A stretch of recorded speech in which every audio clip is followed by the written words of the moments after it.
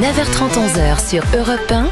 Culture Média. Thomas Hill. Et on démarre bien sûr cette émission avec la session de rattrapage de Jean-Luc Lemoyne. Et Jean-Luc, ce matin, nous recevons donc Stéphane Rothenberg pour les 20 ans, les 20 saisons en tout cas de Pékin Express sur M6. Je m'accroche à la table. Mais pas du tout, parce que j'ai hâte, moi, j'adore. En plus, cette année, Pékin Express a pour titre... La route des tribus légendaires. J'adore les titres de Pékin Express. La route des tribus légendaires, le coffre maudit, sur les terres de l'aigle royal. On dirait des albums de Tintin.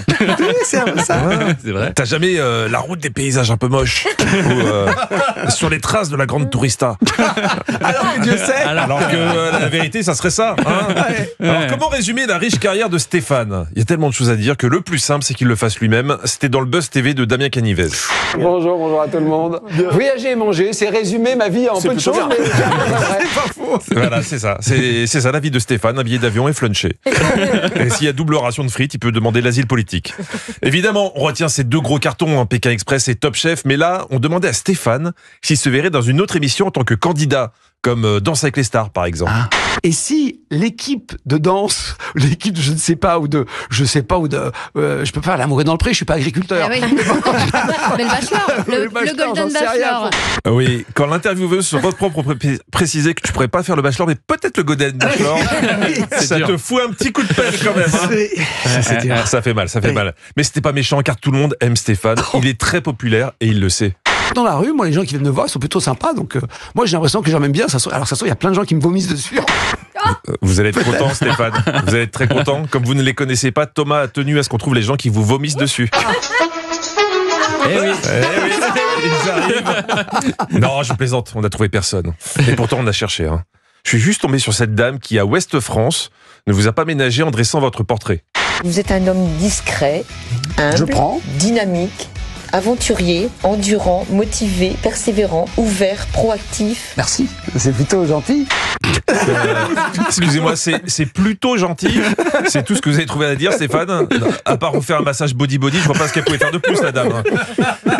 Mais Stéphane n'a pas toujours été devant les caméras. Non, avant il travaillait au sein des programmes de France Télé. Oui. Et à l'époque, il avait eu la bonne idée d'annoncer son envie d'animer à Christine Bravo.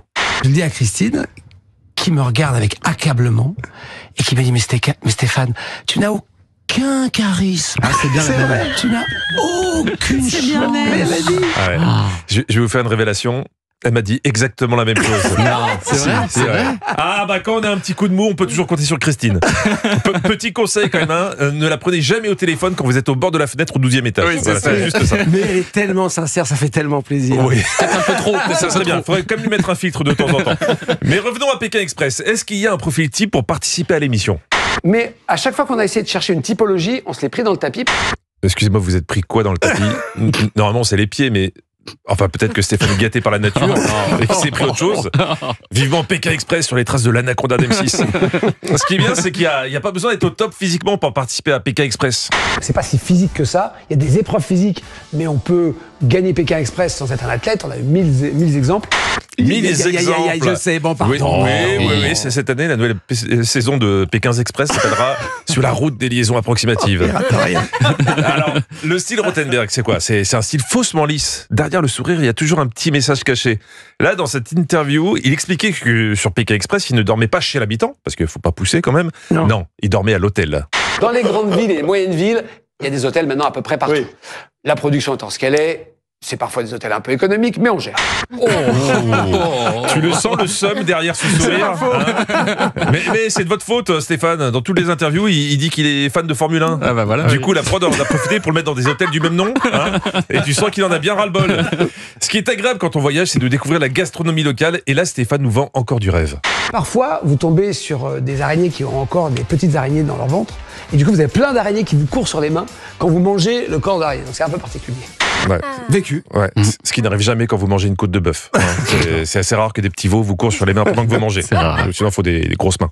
À force de voyager toute l'année, on se demande ce que fait Stéphane pendant ses vacances. Et bah, comme il en a marre de voyager, il part en vacances sur Europe 1 plage avec Anissa.